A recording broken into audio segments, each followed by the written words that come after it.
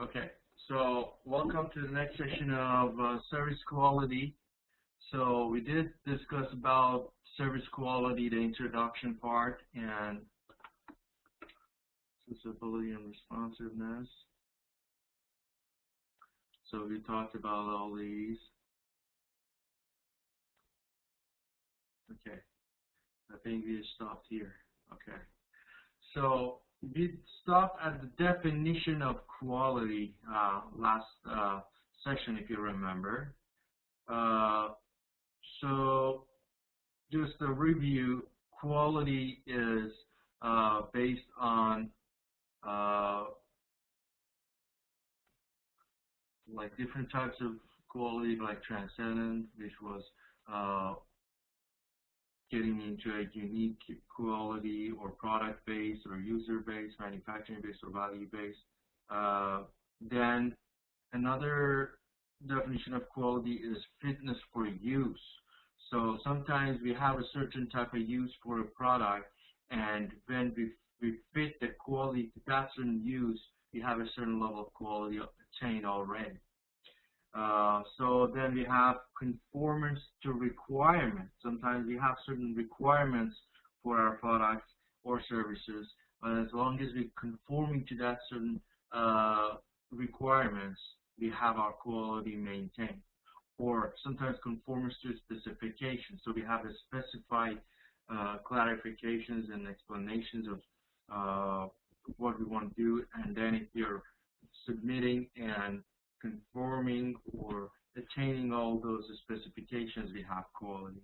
Or meeting and exceeding customers' expectations. Pastor Rahmani is one of those gurus in service quality, and he believes that as long as you're exceeding the expectations of the customers, you're actually exceeding customer satisfaction, and that is service quality. So delighting customers is guaranteed service quality. So performance over expectation. So they have expectation and performance. So the ratio of performance compared to expectation gives you a ratio of quality. Performance over expectation, yeah. And then products or services ability to perform to its intended function. So Ferreira also believes that as long as you have the ability to perform to the intended function without harmful effect, and we actually, I in couple papers that I discussed the definition of quality. I was trying to set a new agenda for quality, which is going to be discussed in this course. Basically, by quality, we could set a pattern of improvement. So in my papers, I was trying to explain how quality in education or basically in service could be, just to make sure, can everybody hear me loud and clear? Because Ms. Mina is mentioning that my voice is not clear enough. Yes.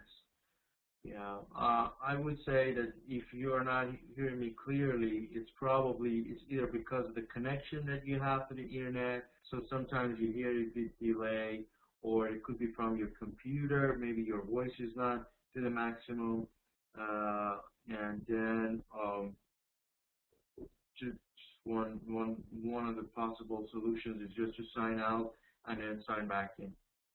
It might resolve the problem. Okay, so yes, so according to my papers, quality is an unending improving process. So basically, it has no finish line. It's just going forward, and you're setting standards according to your performance at the moment. So you're always comparing yourself to yourself, and you're improving. So we will discuss some of the methods to provide and do that, like Six Sigma and all those different service quality measurements, so that you can always compare yourself to the moment that you're performing, and the next second, the next performance should be better than the previous. So by quality, we are setting standards ourselves. So our minimum is our performance in the previous attempt. So the next attempt should be better than the previous attempt, and that is how we are basically gauging our performance. So gauging yourself versus the previous performance is always your conforming scenario.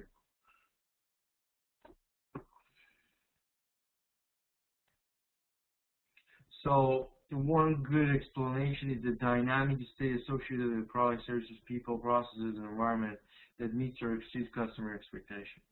So in my example, you're always exceeding your own expectation. Your expectation being the performance of the previous time. Okay. So any questions so far? Any comments or questions? Are we clear?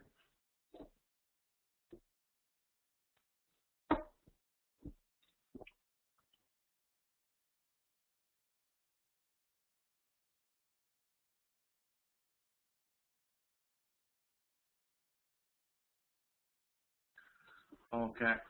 So since there is no question, let's go to the next slide. So dimensions of quality. So we have technical quality, functional quality, and corporate image. So basically, when we talk about quality, we have different levels and functional definitions of quality. So one of the dimensions is, of course, technical quality, especially when it comes to industries, when it comes to production. The technical quality is really important.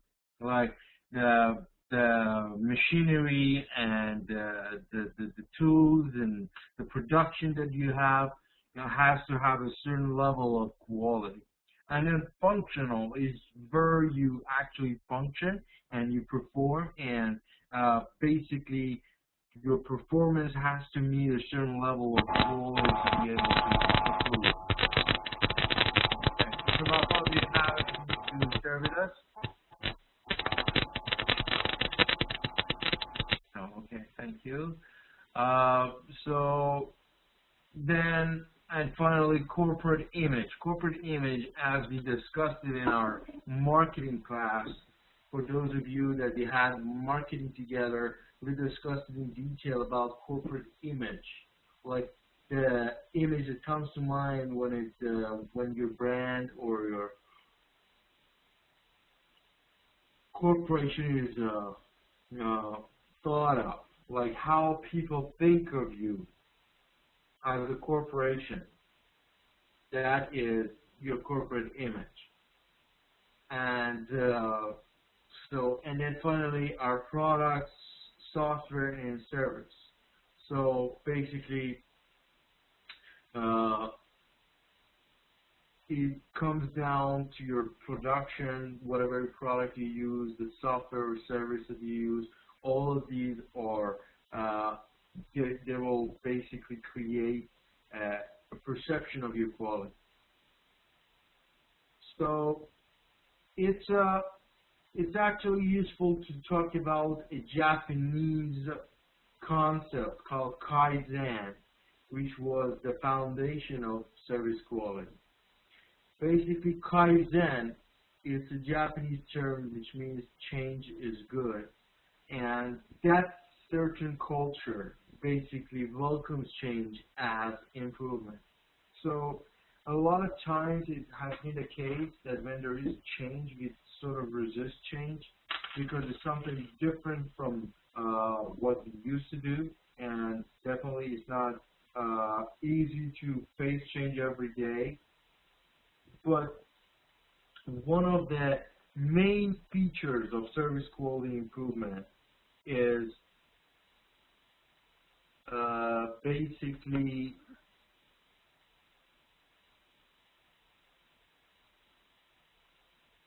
thank you, Mr. Sharaf, for sharing with us all these dimensions of quality.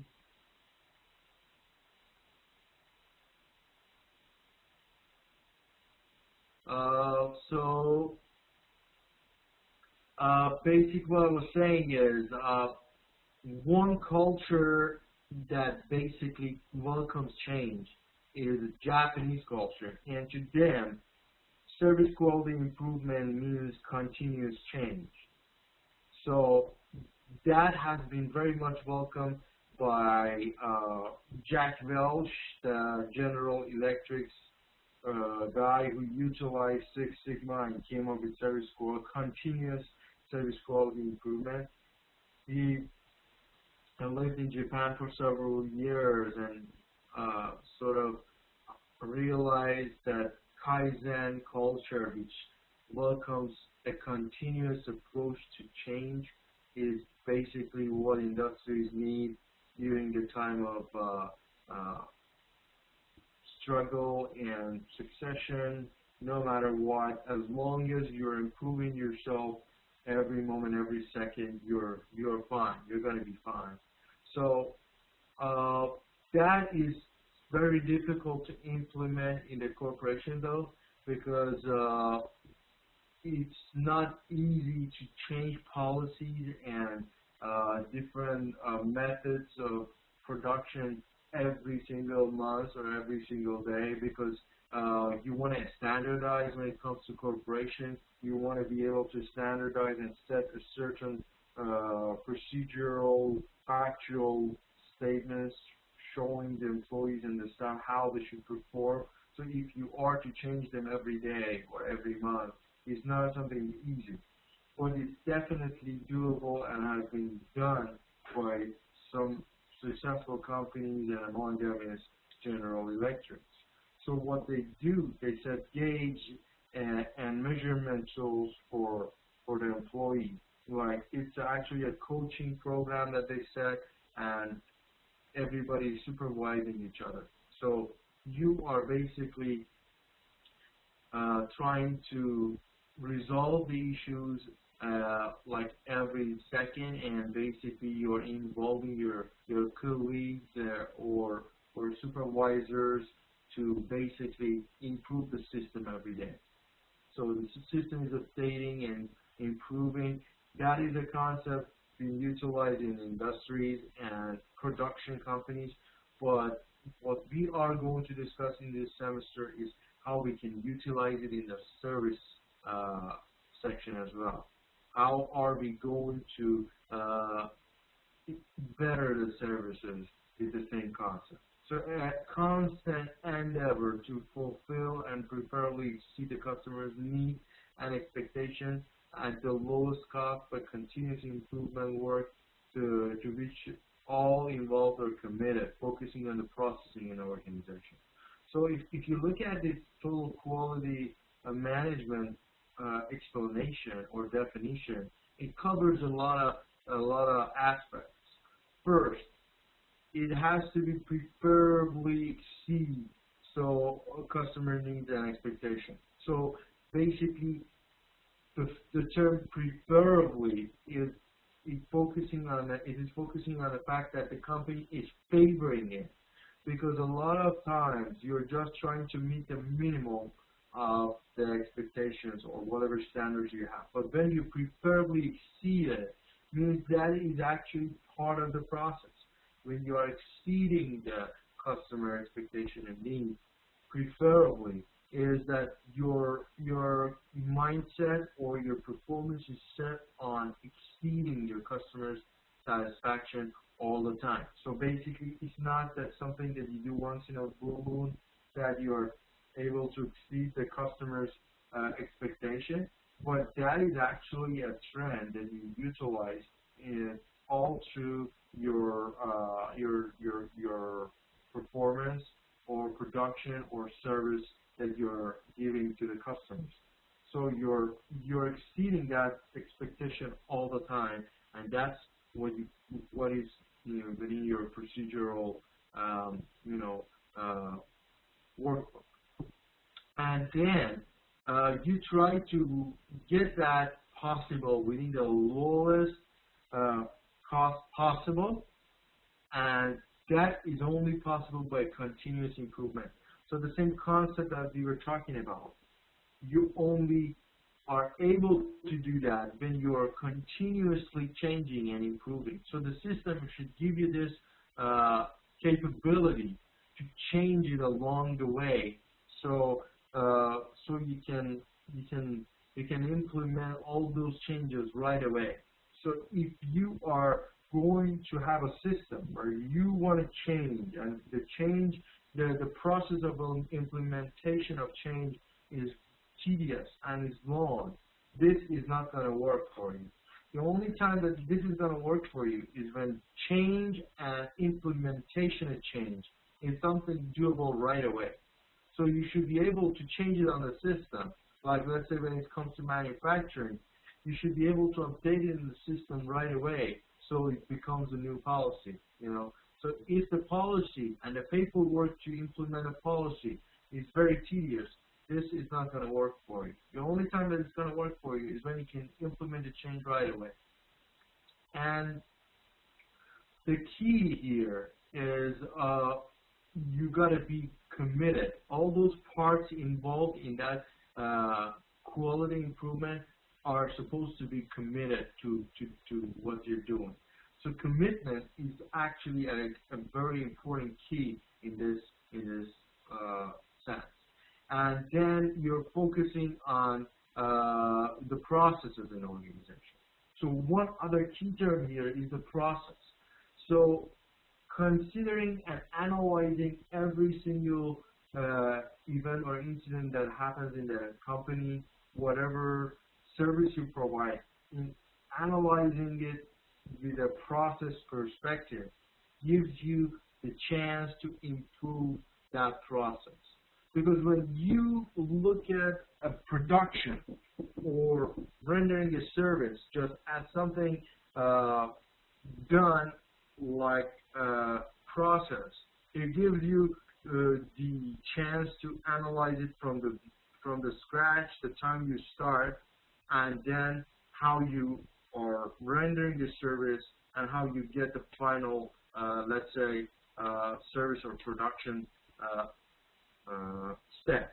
So if you view it as steps, like step 1, 2, 3, 4, 5, so step 1 is, let's say, to give you an example, let's say for education, higher education. So your service is to first take the students. So students will apply for your school from the application. So you choose your students. When you choose your students, you start putting them into the programs that they have applied for, or sometimes you have to put them into a similar or different program that suits their expectations or their qualifications. So putting the students into the right program is step 1. Step 2 is offering and rendering all those educational services through the semesters. And then level 3 is, let's say, qualifying them all through the process and making them ready for the next step. Step 4 is to measuring their final achievements and what they learned. And level 5, let's say, is to graduating them and like finishing. So let's say this is a very simple example of higher educational example. So you put it into 5 different steps. So it's like processes. So step 1 has certain processing features, step 2, 3, 4, and 5 too. So when you are trying to improve your quality, when you have processes in place, if I want to improve my quality in my students, I know that step 1, which is the student intake, I have to make some changes, like put a higher standards for students that I'm going to take, higher requirements, higher, let's say, qualification for students to come in, or let's say they need to have certain features like IOSA score, like GRE or GMAT or whatever.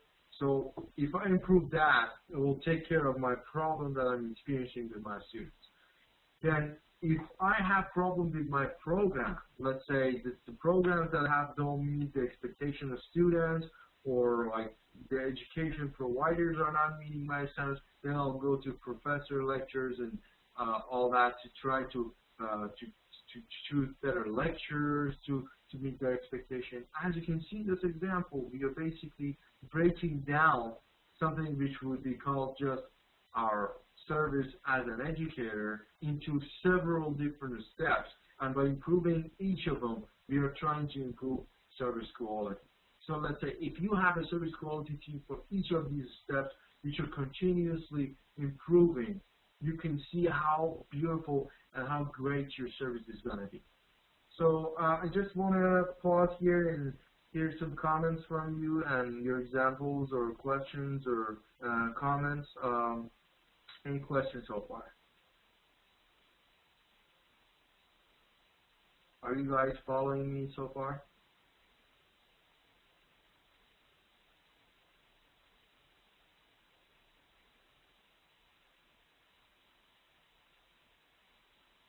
Any questions?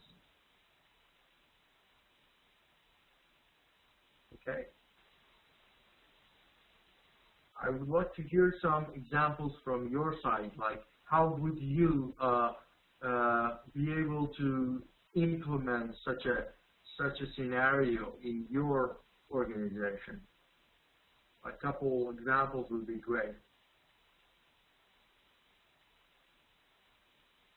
Can you tell me a similar process analysis?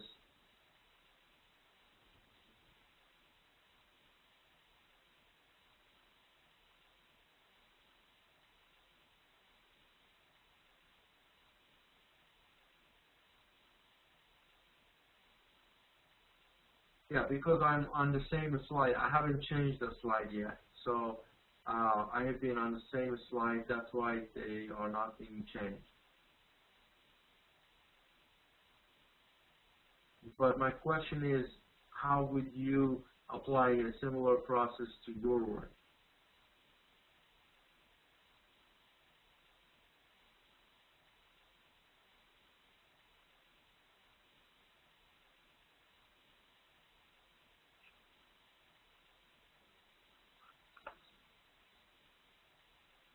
Anybody wants to share how you would apply a similar scenario to your work?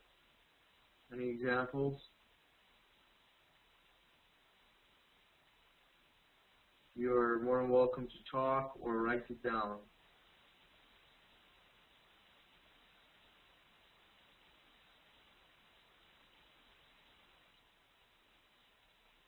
Yeah, if somebody can give me some examples, that would be great. I want it to be an interactive approach. So, Mr. Sharaf, are you going to do that?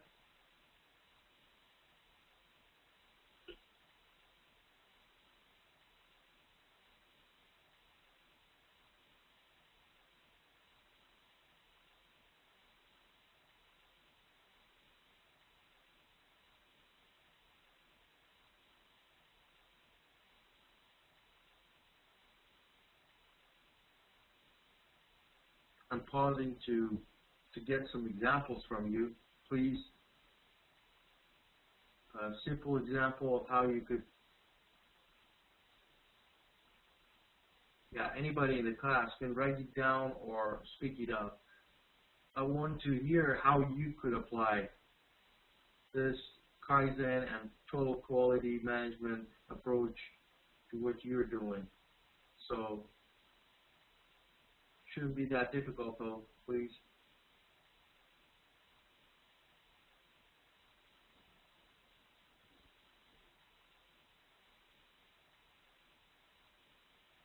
You practice normal performance and technical capacity analysis. Okay, so you can change similar scenario in practice to.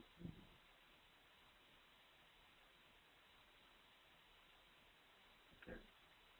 Can you explain a bit more, Sakmal, how you exactly can do that? Like, how do you do it in your organization? How do you basically identify technical capacity assessment in your organization, and how do you do the gap analysis? So management commit to quality management principles and methods long-term quality fast order.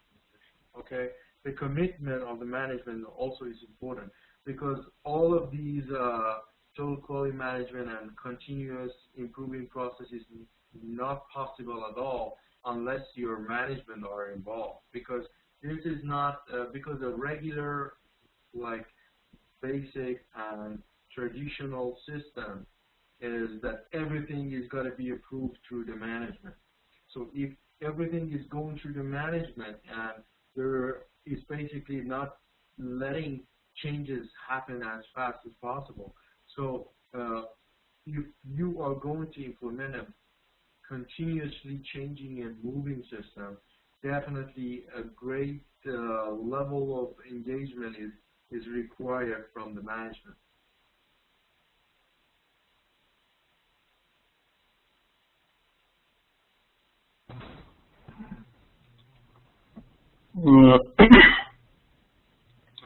Yes, this is Nazari. I would like to say something about this scenario.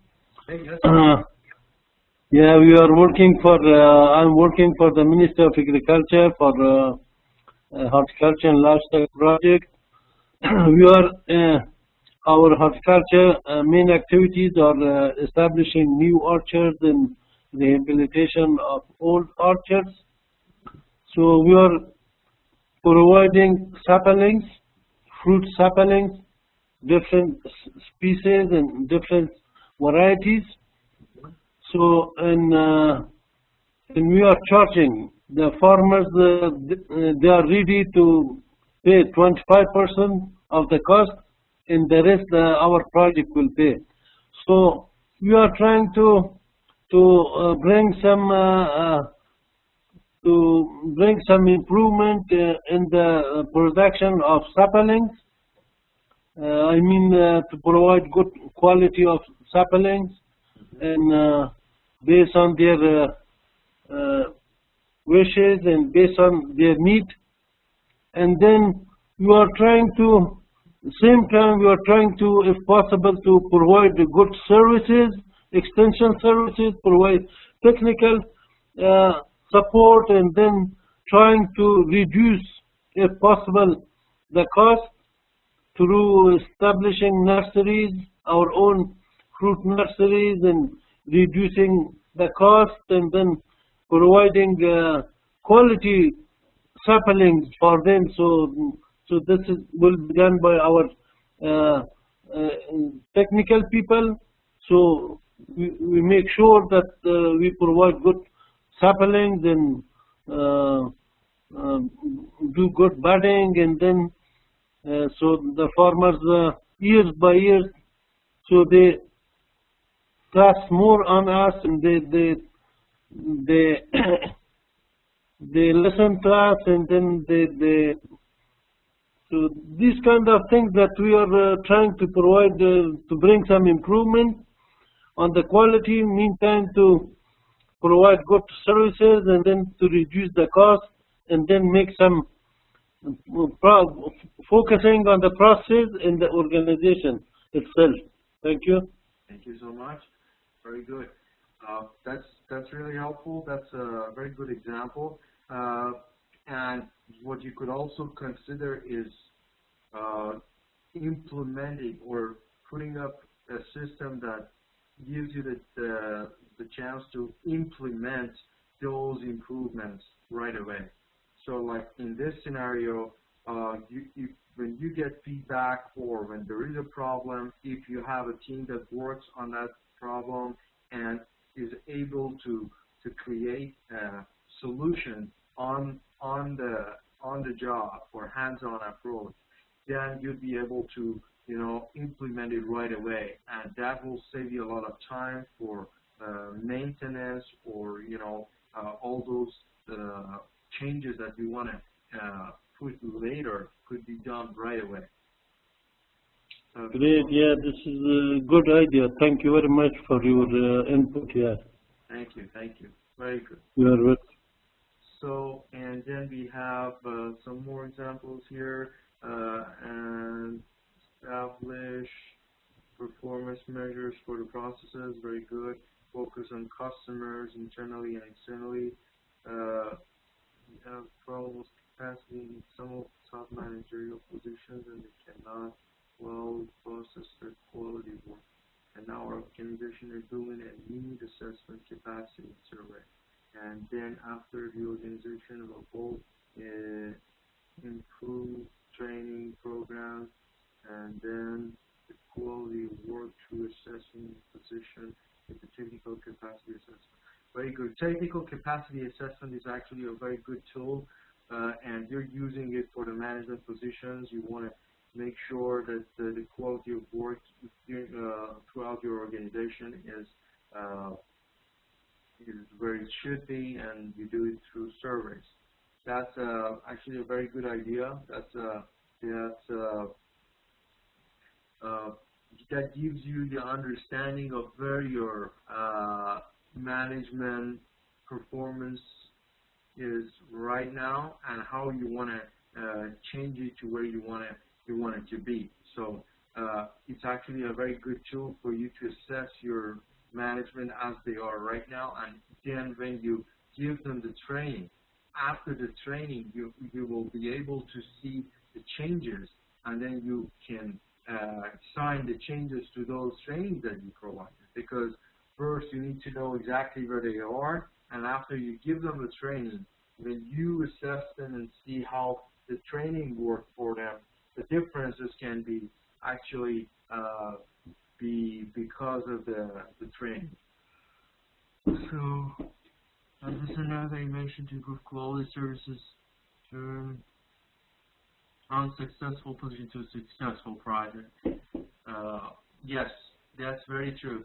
So a lot of times when you are not successful in a certain process, if you apply a total quality management tool or scenario, it actually can change the whole scenario from an unsuccessful process into a successful process. So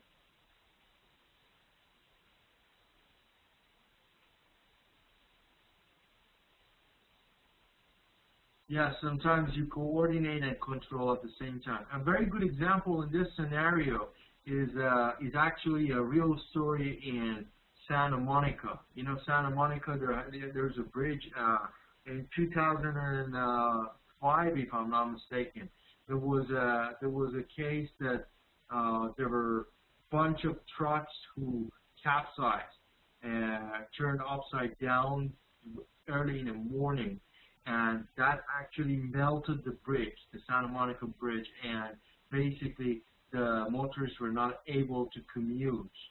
So, like, it actually caused a major problem for transportation, because a lot of companies, they use trucks to transport their products through this waterway, and that bridge, Santa Monica Bridge, was basically a huge problem to the transportation. So what happens is that problem that happened in Santa Monica happened early in the morning. So it took a while, like every similar case, for the government and the city to come up with basically a business deal for contractors to come and bid their contracts so that they can start the project. But the actual contractor who ended up doing it, he basically started the work right away from the moment he realized that this has happened, without even having the bid. So he started, getting the codes and started to working on the project without even having the project. So from the time that he got the bid, he had already gone so far that he was ready to to start. And when he got the bid and started to do the Santa Monica Bridge, he basically exceeded the time expectation. He managed to do it like 1/3 of the time that he was expected. So he finished it in 3 months, whereas the expectation was 1 year. And the only reason that he was able to do that, he used this total quality management technique, whereas the auditors and the quality surveyors were brought onto the site, and they were working 24/7, and they were implementing the result of the quality assessor right on the spot. So what happens is, normally when you do a project, you start doing it, you finish it, then the surveyor comes and gives you comments. But what he did, he was actually implementing the changes required right on the spot. So let's say when the contractor is performing and the performance is flawful, there's a problem. When they realize there is a problem, they just implement the changes required to fix the problem right away. That way you will save time rather than just finishing the project, then see what was the problem, and then sometimes you have to redo a lot of processes. So he basically implemented change within the system. That's why he could manage to finish it 1/3 of the expected time. So that's a real example of this scenario. Okay. So here we have service quality dimensions and measurements according to Parser Rahman. We had another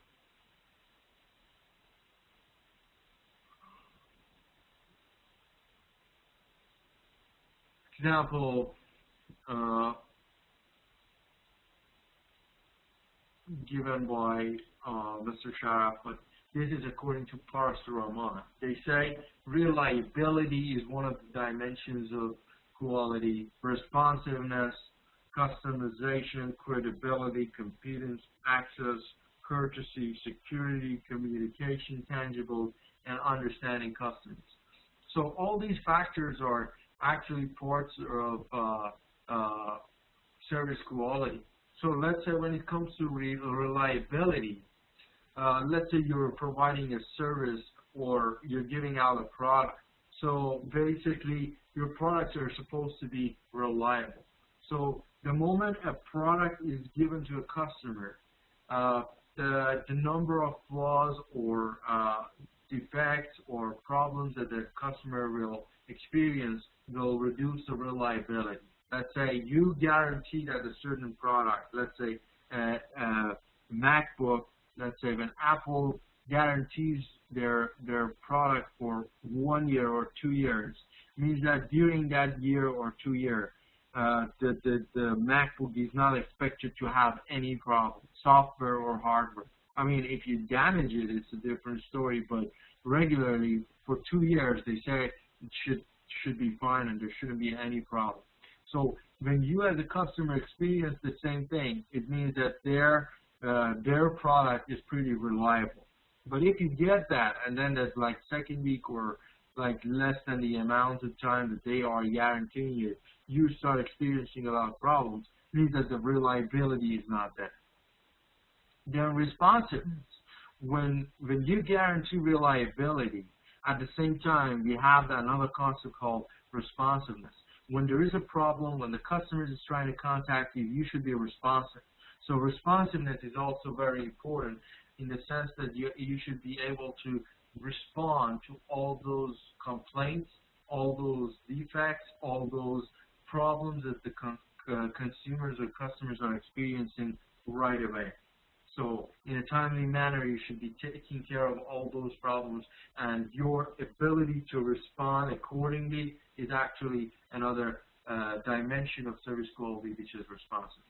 Then customization. You know, a lot of companies are going towards standardization. You try to give one size fit-all product because it's easier. You produce one product and it's good for everyone. So basically, it's much easier for the producer to just follow the standards that they have, and it's actually universal and it's for everyone.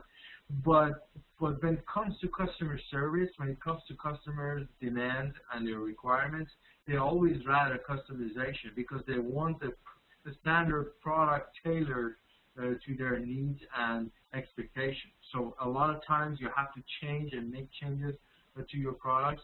So if your organization is not welcoming and is not giving you the possibility to do that, that will affect your service quality. So going back to that continuous improvement, you're actually customizing rather than standardizing. Because if you're standardized, the change is not possible because continuous change only happens when you're customizing all the time. Because you're doing it on the fact that the customers are giving you feedback or the defects are giving you the idea that you have to change because you're looking for defects all the time. So it makes sense to change and customize. So if you standardize, you're actually setting and settling at a certain level of standard and you're not changing it. But if you try to customize, it means that you're welcoming changes. You're actually implementing change right away. Then credibility. Credibility and responsiveness and reliability are actually intermingled in many ways, but basically credibility shows how credible you are when you, let's say, promise something, when you make changes, when you implement something. The trustworthiness of what you guarantee or what you do, it gives you credibility. So from step one to step final, you have to be credible. Going back to the higher educational example that I provided, like student intake, when you're credible, means the measurements you use for qualifying the students that you want to take for your course should be credible. When you're credible, means that your lecturers or staff or educational staff should be credible to be able to render all those services, which is educational in this case. So you're credible. When you're credible, your assessment techniques for students to assess the students during the semester should be credible. When you're credible, finally awarding the students the degree and be able to graduate them should be credible. So credibility should be spread out throughout whatever you do during the educational services that you're providing. So if you are missing credibility in one of these aspects, you should be able to pinpoint exactly where it's coming from and, make changes right away. And competence, you should be able to have a certain level of competence to be able to succeed. So basically, competence have a lot to do with your performance, being adequate, so require the skill and knowledge and qualification and capacity. So basically, competence has a lot of factors in Latin into it. So you have to be adequate. You have to have adequacy regarding what you are performing. And then the skills that you require. Let's say you're producing a certain product. Let's say you're producing computer. You have to have required a skill. It means you have to have required engineers to perform the machines when they're producing the computers. And knowledge qualification. So every staff has to pass a certain knowledge qualification of being able to work with a certain product. And then capacity, the capacity that you have to produce that product is also, enhanced. So competence is also very important. Then access, you have to be accessible, responsibility and responsiveness and accessibility are actually very, very much commingled and related. Because if you are not accessible, how would you be responsive? And if you're not responsive, how could you not be accessible? It's like A needs to be. Without being accessible, you can't be responsive, and vice versa. So for your customers to be able to access you, and also for yourself to be able to access to certain levels of your organization in order to make those changes, that's absolutely a requirement. So that idea of total quality management is only possible that you have a very high level of accessibility. And then courtesy, you definitely need to have courtesy towards your customers when you're promising something to them or you're performing a service for them. And security also, because these days with a lot of issues at hand, like a lot of business invasions, like viruses when it comes to your softwares or the systems that you're using, or when the rivals want to cripple your system so that they can outwin you, they try to attack your security. So security is a very, very important aspect in your organization. Does the organizational structure affect on your accessibility, for example, responsiveness? The structure absolutely works hand in hand with accessibility and responsiveness. Let's say you have a traditional organization that layers of management are definitely separated. For, let's say, for an employee to contact a higher manager, it takes a lot of blueprint and paperwork. So in that sense, it's the accessibility is prolonged and it's difficult. And then it will affect the responsiveness, because for you as an employee to contact a higher manager, it takes a longer time. And for them to respond back to you, it also takes longer time. So by the time they get back to you and respond, it might be too late already. So that quality improvement idea and management and total quality improvement and continuous quality improvement will not work if you don't have accessibility and responsiveness. If for you to contact a colleague or even a higher supervisor, if it takes a long time, so it basically doesn't make any sense. If you are going to improve and change right away, how could it be possible for you to contact, and it will take you, let's say, several days to make that contact? So it's really important to be able to contact the person who is able to make the changes. So when it comes to accessibility and responsiveness, they work hand in hand, because for you to be able to access those sources of changes or those who are able to change, and then the response, where they exactly realize there is a problem and come up with a solution and implement the solution right away, they work really hand in hand. Then communication also is a very important factor. What tools do you use? You're welcome, Smart. What tools do you use to communicate? You know, like a lot of companies, they come up with their own internal softwares and systems that they are able to communicate with each other.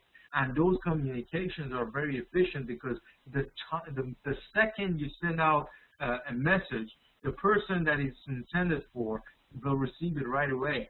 And that person is able to make decision right away when the communication is given back, if there's a decision required, or if there's a decision required by a supervisor and they receive the required information by the communication, they are able to do that right away.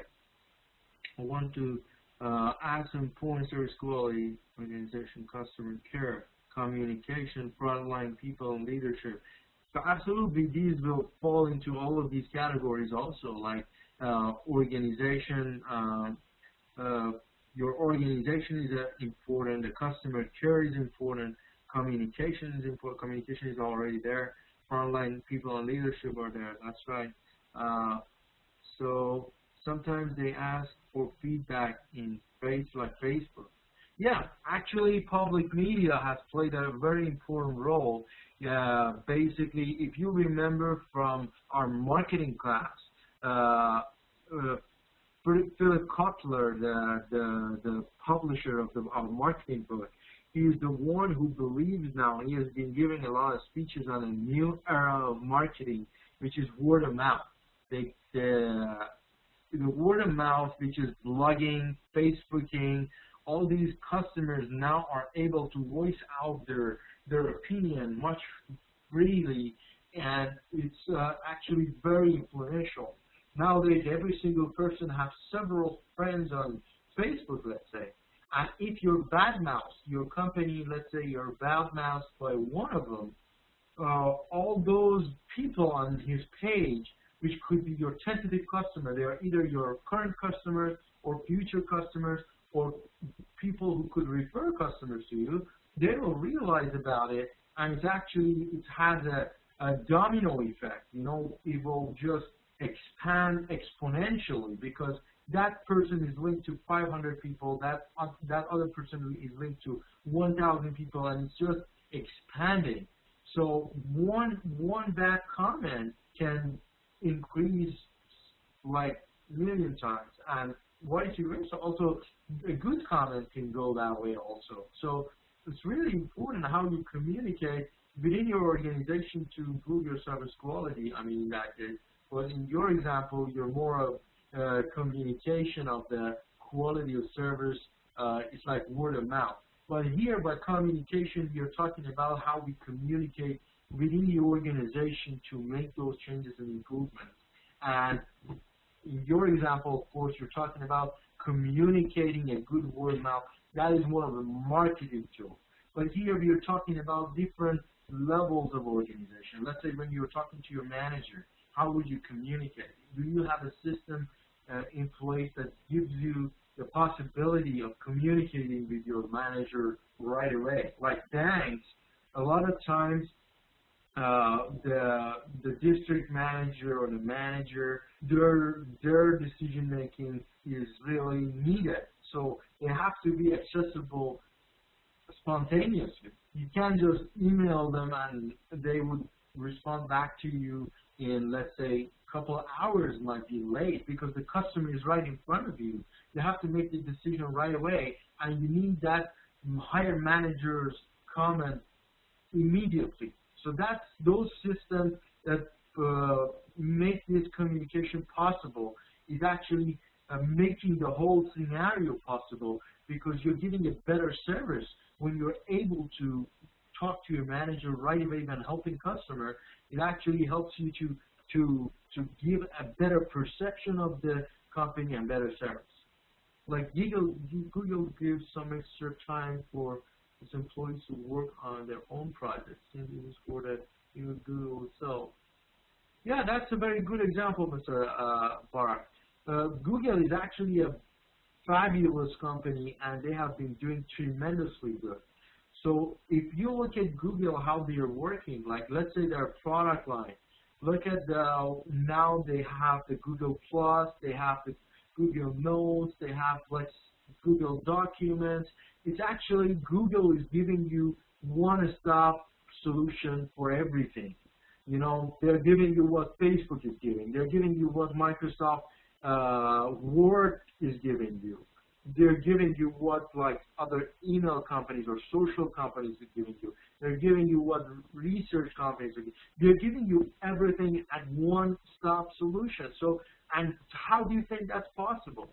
It takes a lot of communication. It takes a lot of total quality improvement. Every single day that you use Google, you will see changes happening. Like when you put a word in the search engine now, they have developed a smart research engine that the time you start typing, the search page is changing accordingly.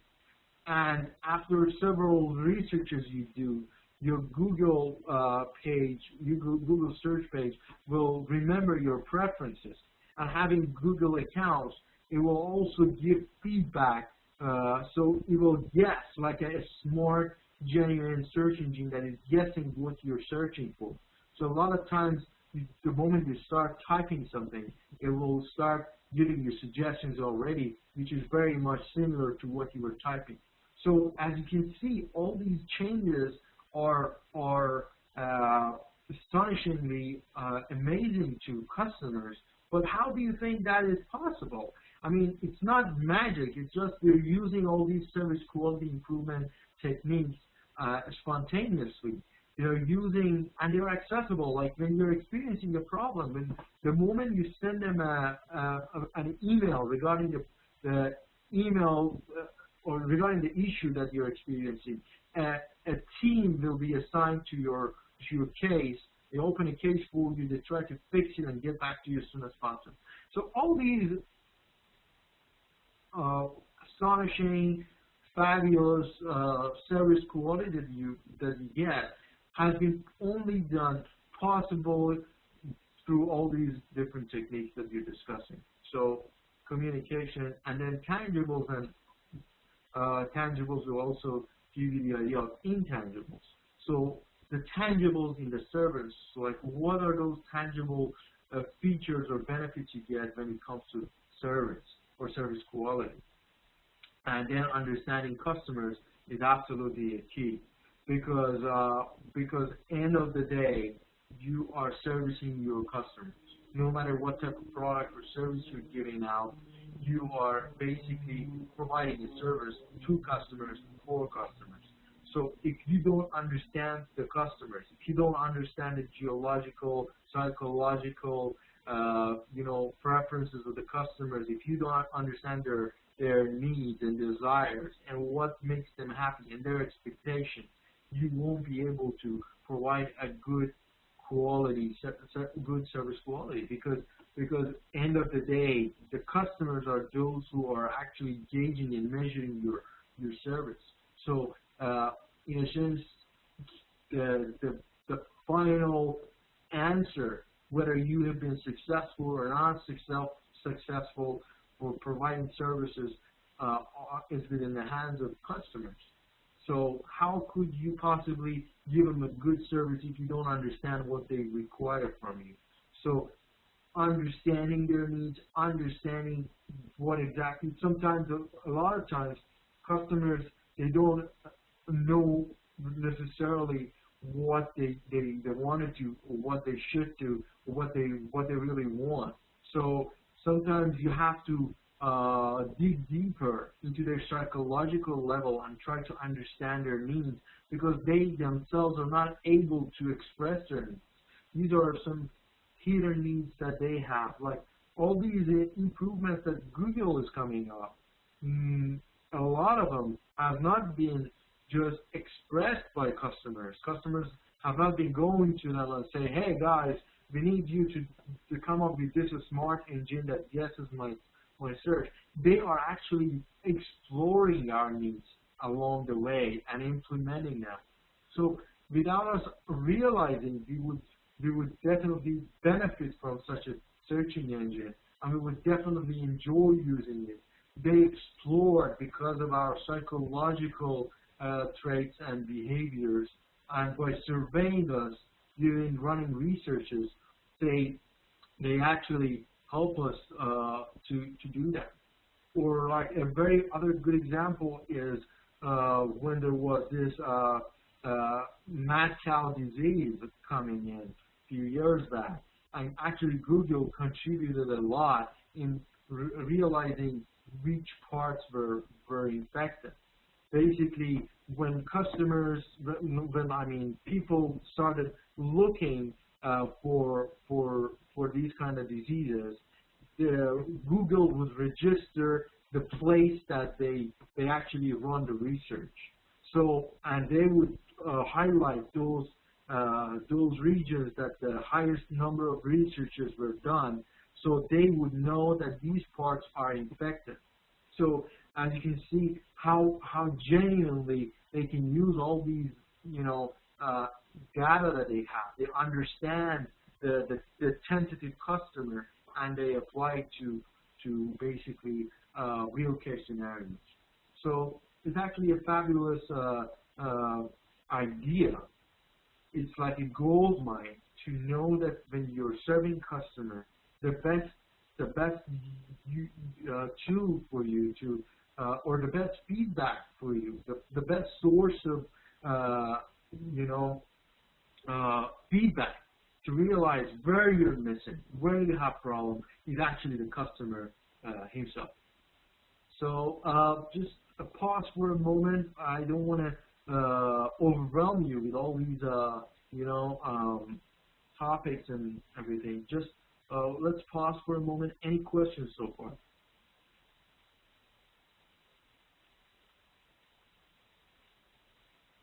Any comments or questions?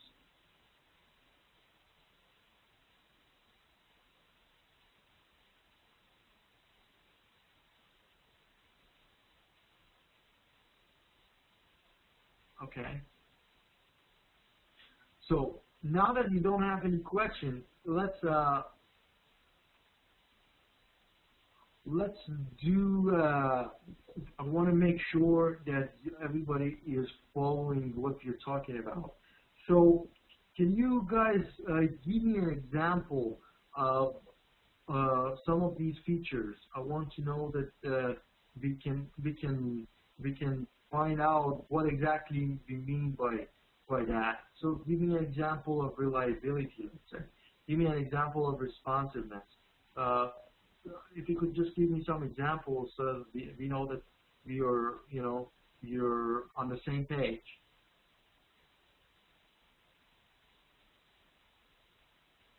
You can either write it down or you can just talk to the class.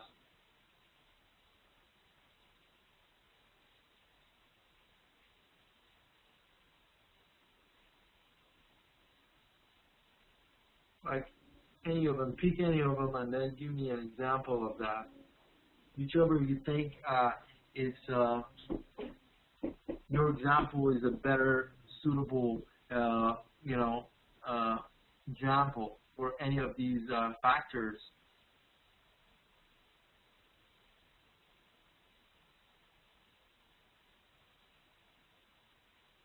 So, Mr. Nazari, maybe you want to give us an example from your organization.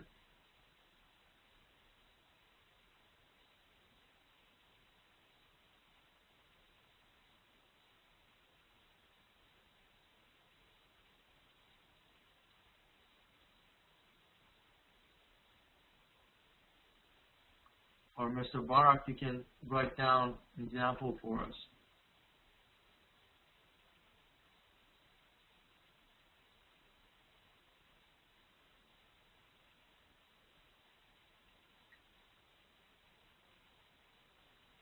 I really think that if we have more participation, that would be really helpful. I don't want to be the only speaker in the class because if you don't participate, you won't have discussions that you're looking for.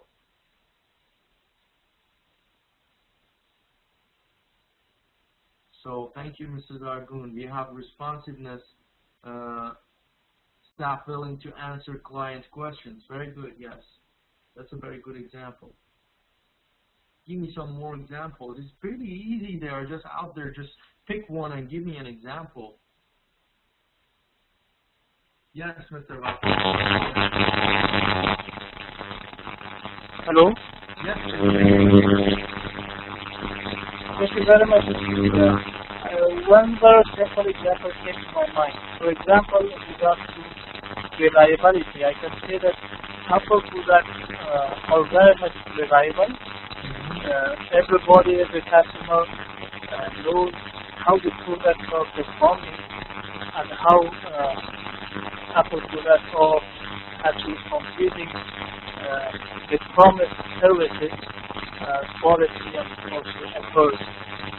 The Apple products are very popular because they have had this reliability, and I think everybody agrees with me that if you buy a Mac, for example, then actually know how long that product will last. You can use it for longer term because we have other friends, other customers who bought that product.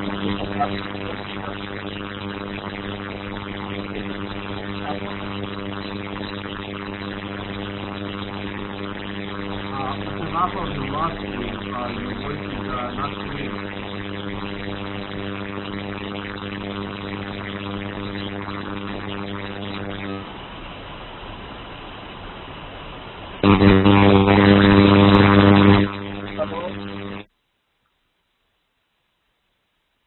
Hello.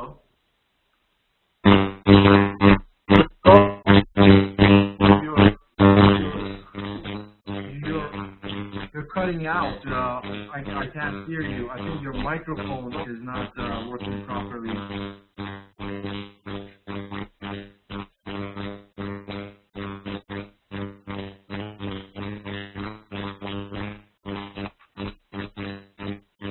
Yeah, unfortunately, we lost you. If you don't mind, you can write it down. You can write down the rest for us. We unfortunately can't hear you. Your microphone is not clear at all.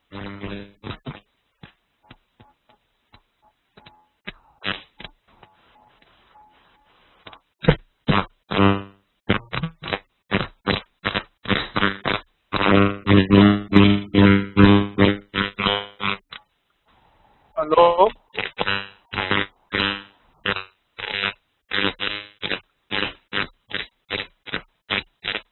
Okay. Yeah, we can't hear you, unfortunately.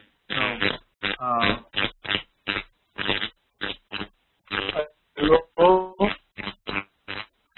So let's go into some examples we have down here. We have Sony Productions in Afghanistan, which reliability in terms of their high quality with long-term responsiveness. Customers, which we cannot. Yes, very good. Very good example from ServiceQuality. And Mr. Vafa, for example, reliability amplified by argument.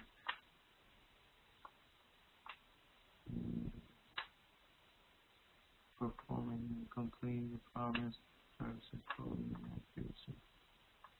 Reverse responsiveness out of customization for the lack of products. That is great. Yes, absolutely. Very true. So as you can see, these are all factors are nothing new under the sun, and you can see that successful companies around, they're actually implementing all of these. So it's actually an open secret of the successful companies. How they succeed is actually by utilizing all these tools. So we have from Mrs. Mina, 35% of farmers' contribution on the project activities could be due to reliability, credibility, and access of the project input.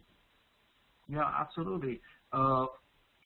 Basically, it's reliability, credibility are actually huge when it comes to business, because let's say if you are promising something to the customer, if you are not reliable and credible, how would they believe and trust you? So those major brands that are well established, they have been successful in establishing this reliability and credibility that they are going to deliver their promises. So these are really important factors when it comes to reliability and credibility. Thank you so much all for your comments. So an overall picture here, as you can see. Basically, this one is a service quality measurement development by the basically gurus in education.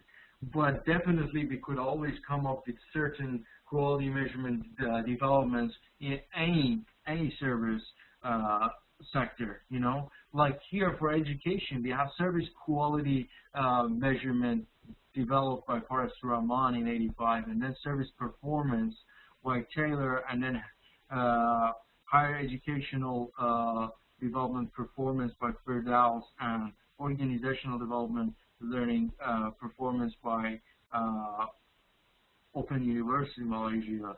So all these, as you can see, they they they led into each other by a continuous improvement concept. So the first one, the service quality technique by Paras Rahman, is actually focusing on service sector. What are those factors that we discussed in the previous slide? There are questioning them from the customers by running surveys. They'll get some answers and then analyze them to see how the service quality performance is. But then Corning and Taylor, they revised those same factors of measurement that we discussed in the previous slide, like the dimensions, and then they tried to actually revising the questions, and their analysis technique was changed a bit so that they can see exactly their focus was on performance, whereas the first one is on service quality.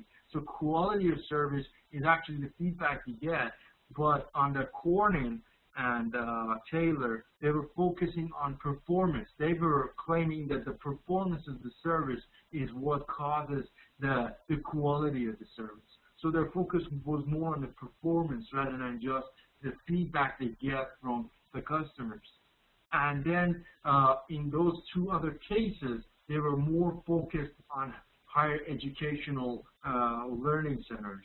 So because this book, we are using higher education as an example or a case along with the course, we have this scenario of higher education performance and higher educational quality service.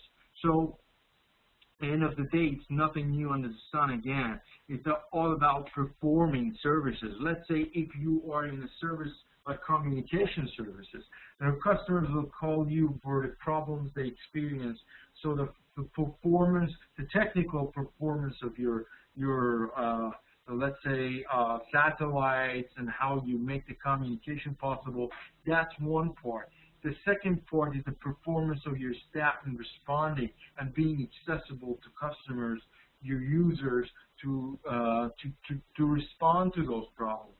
So technical problems are happening every moment. Those are something regular. It's not something that sometimes they're unforeseeable.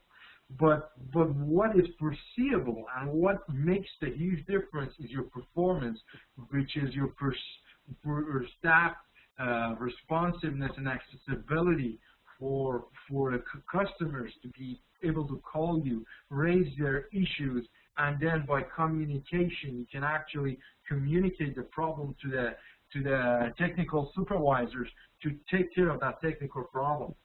So, and then understanding customers. Sometimes customers are not able to raise the issue properly. What they think is the problem is not necessarily the problem, so you should be able to figure out exactly what is the problem.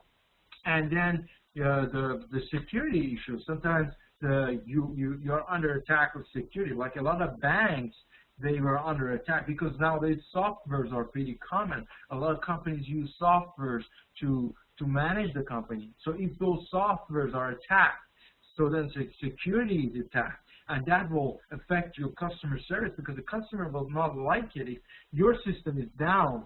So it actually affects your service.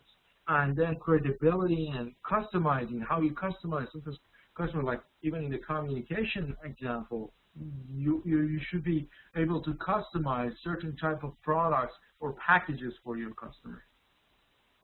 Or if we go to our education example, so basically understanding the students, what exactly is what they're looking for, and then being able to communicate first to students, and then of course with any organization to get what the students exactly are looking for, and then being accessible for students, and competence, having the right knowledge, skills, and capability, and be credible, and be able to customize programs that are really helpful for students. And then responsiveness and reliability.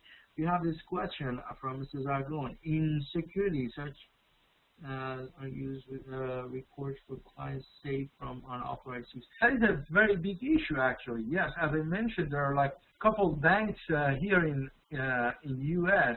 they were under attack of security problems, like they were hacked. Like there's a big bank called Chase, JP Morgan Chase. They were under attack and their system was down for like half a day, and that actually will reflect on student satisfaction a lot. Or when like certain big companies, their softwares are under attack or under a virus attack or any attack, it will basically jeopardize customer information, and that customer information is actually very, very confidential, because if somebody gets access to those information, they can do a lot of things, right? So security is actually a very, very important concern today. And so let's do one assignment.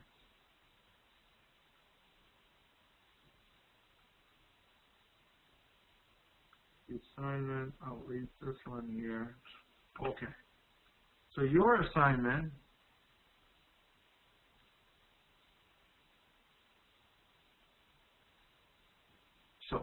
the assignment is, please raise an issue with one of these dimensions that you have experienced with a service you got from company, and explain how they could do differently to satisfy you. Okay, so this is the now our assignment for the class is, I want you to look at these dimensions and just pick one of them and think about one experience you had with a service provider. It could be Sony that you bought your TV from, it could be your telephone provider, it could be where you work when you're an employee and you're also enjoying their facilities.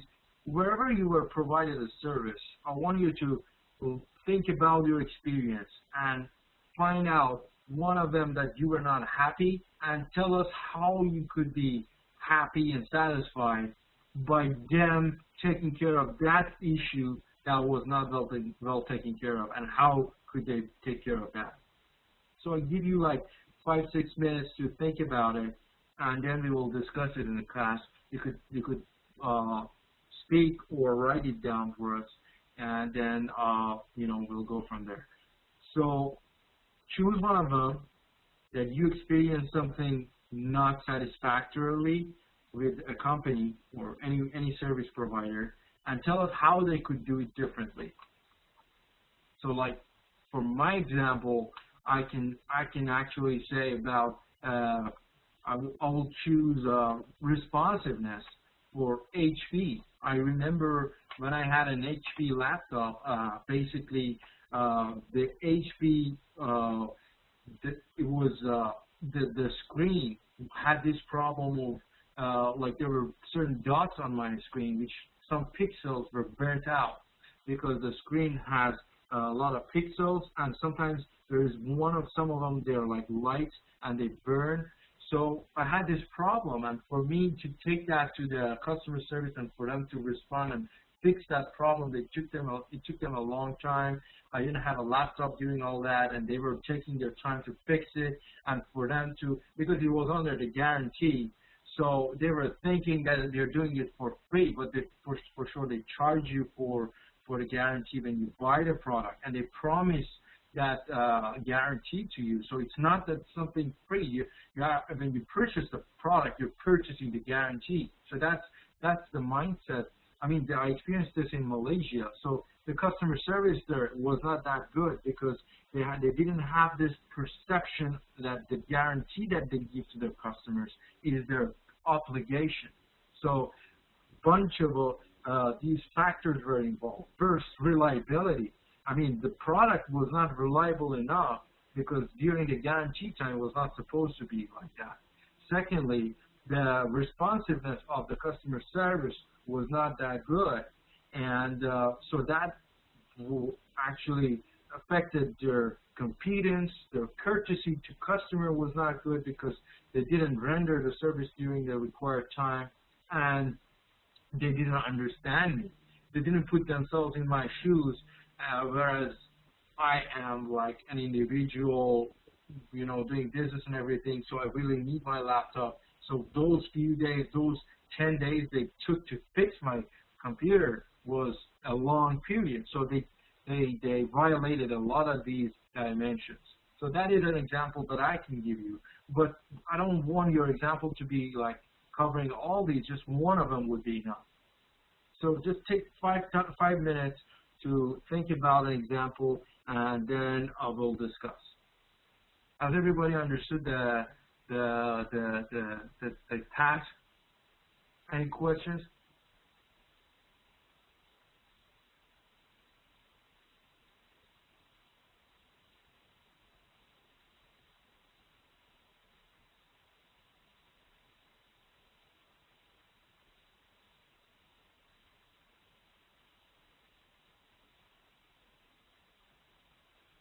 Okay, just take 5 minutes and we'll discuss.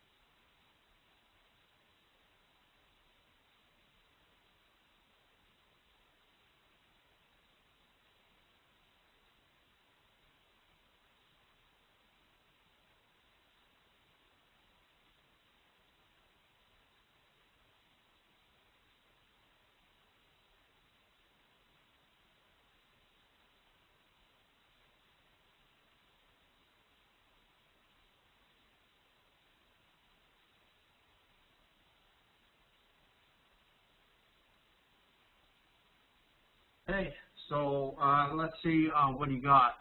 So who wants to share his or her example first?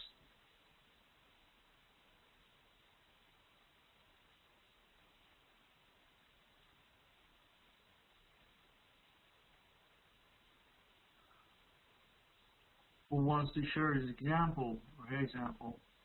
You can write it down or okay, very good.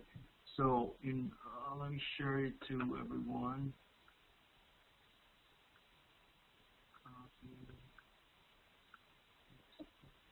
So in your situation, poor communication leads to reduction of quality and weakening of productivity.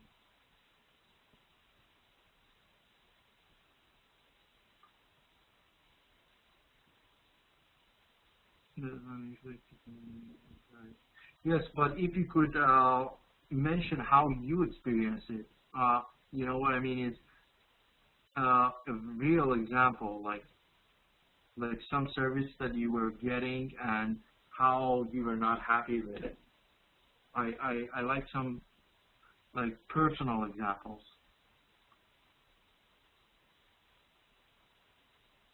So so how poor communication? Did you experience a poor communication with the service provider?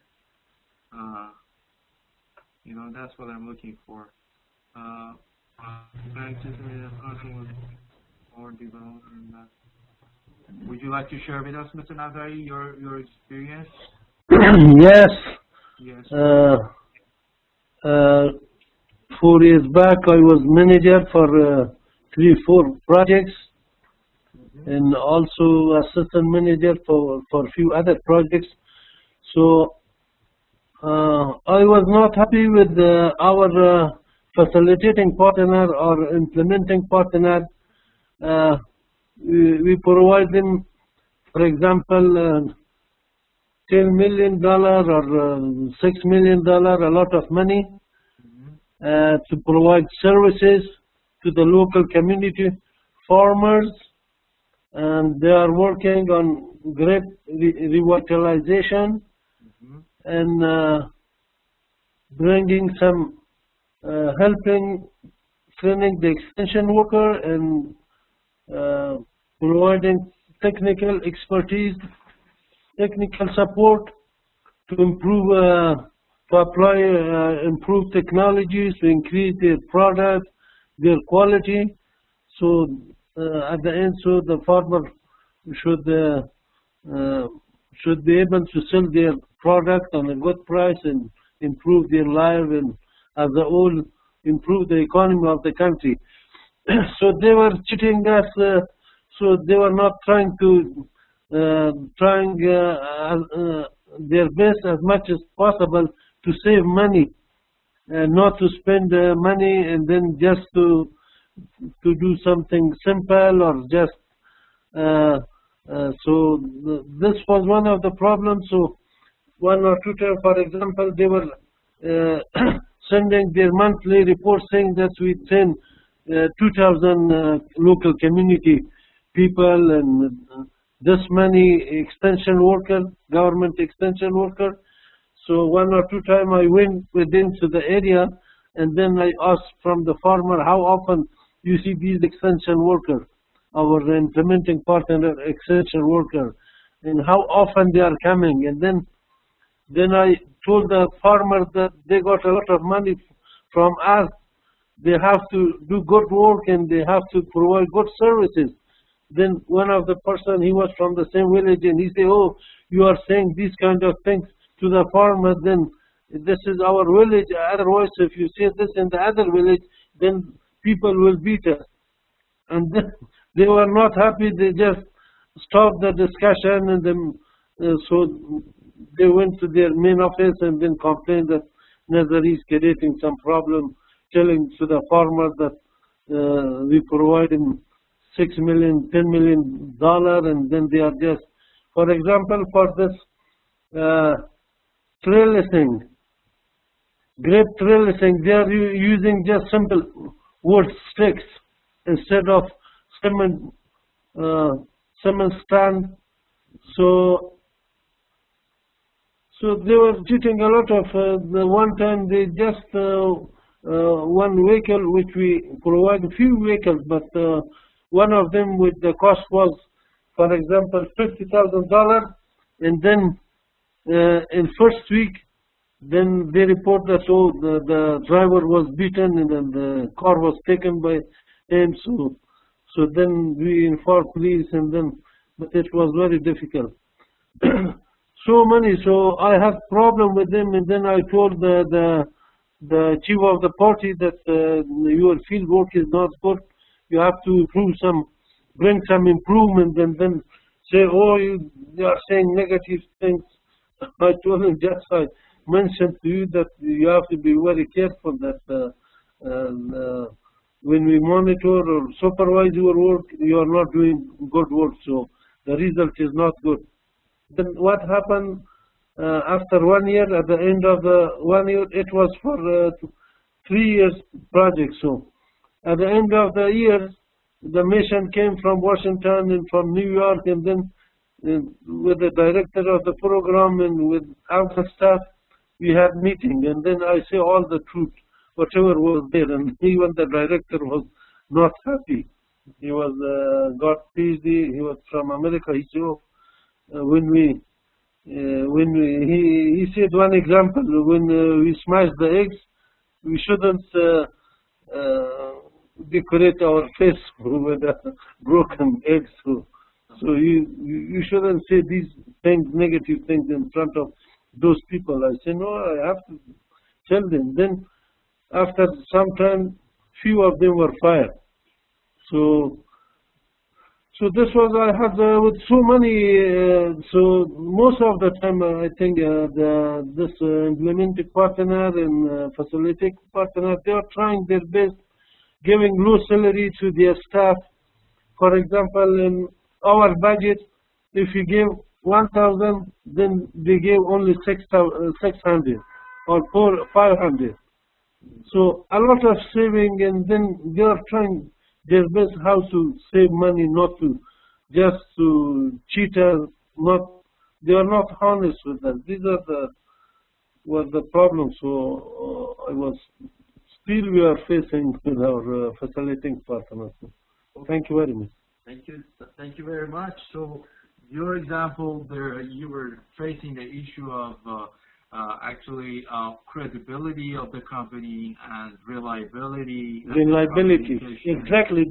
These two things, reliability and credibility. Yes, yes. So this year we have again same contact with those people, and then our national staff, they decided that we have to stop them because they are getting a lot of money, and then maybe it is better our own staff do same kind of activity. So in this case, we can save a lot of money. So this year we stop, and then we hire more staff, and we are doing ourselves here. Thank you. Thank you. Okay, thank you so much. We have an example. Yeah, very good, thanks. We have an example from Mr. Akmal about bank system that it's about safety and security. They were providing services, for example,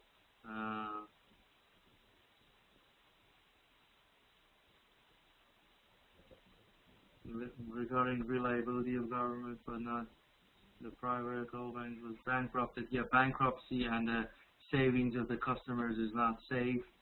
So that is another issue for Ms. Mina. It's about communication. So she was experiencing a communication problem and miscommitment. Very good, very good. Thank you so much for participating. Is there any questions?